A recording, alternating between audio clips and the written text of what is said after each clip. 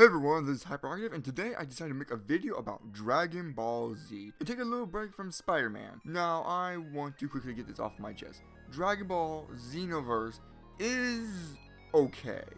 I didn't think it was bad, nor did I think it was great. And seeing the gameplay footage for the next Dragon Ball Z game doesn't really make me excited, because it just doesn't look as fun as Dragon Ball Z Budokai Tenkaichi 3, Budokai 3, and Raging Blast 2. Where's the beam struggles, destructible areas, swapping out with other team members and just saying fuck it and just blow up the entire arena?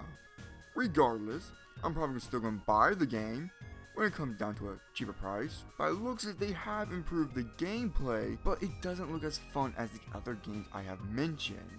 It got me thinking, man, what developer could make an awesome, fast-paced, over-the-top, fun action game, giving much as detail and content as the other games?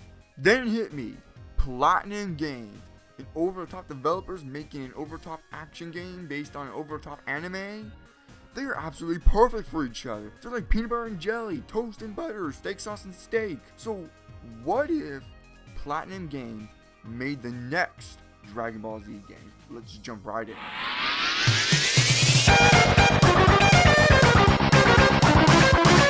As always, we are going to start with a little history on the team so that way you know why they are perfect for each other. Platinum Games were founded in August 1st, 2006. Their first major hit game is Mad World, an over-the-top violent game receiving really high positive reviews. Their next set of games can all be described as really fun, over-the-top action adventure games. One of my personal favorites is Metal Gear Rising: Revengeance. Just seriously, look at this!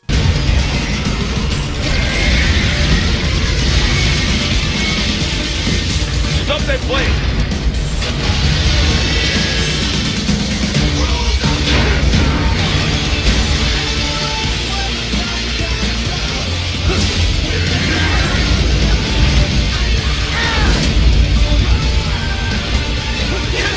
Yes! Swing it wide open!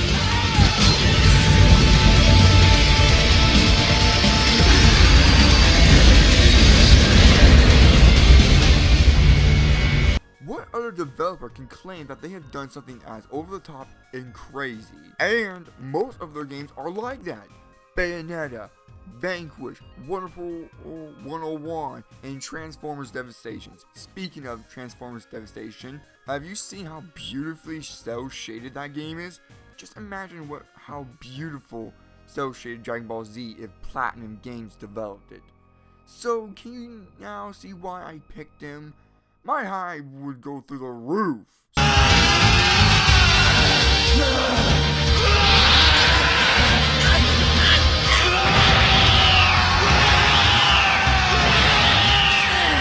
So with that said, let's talk about this what if scenario.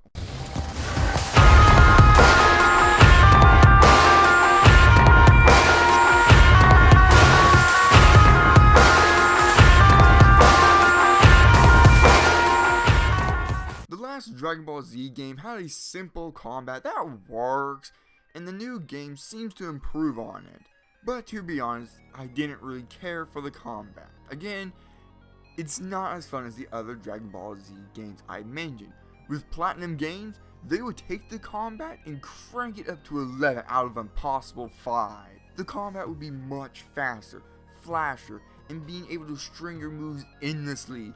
Beam struggles would probably return and feel even more epic somehow. Heck, maybe even when your energy beam misses the opponent, it still blows up part of the arena and doesn't regenerate somehow. Now, cooperative play may return.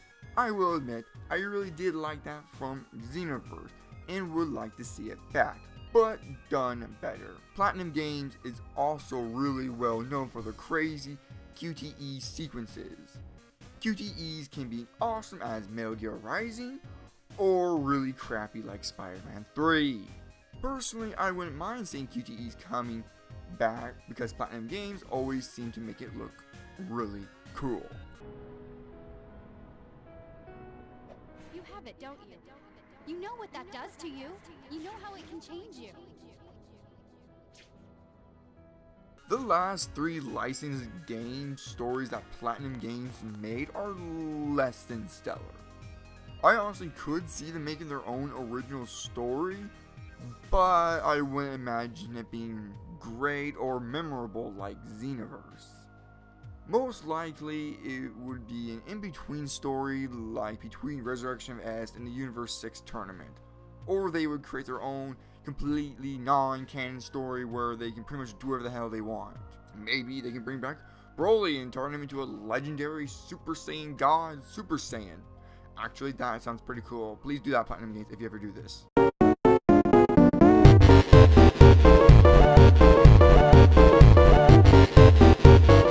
Most Dragon Ball Z games will have a good amount of characters, usually spanning from the Saiyan saga to the most recent saga, so it would be safe to say that we would get all the characters from the Saiyan saga to Resurrection of F.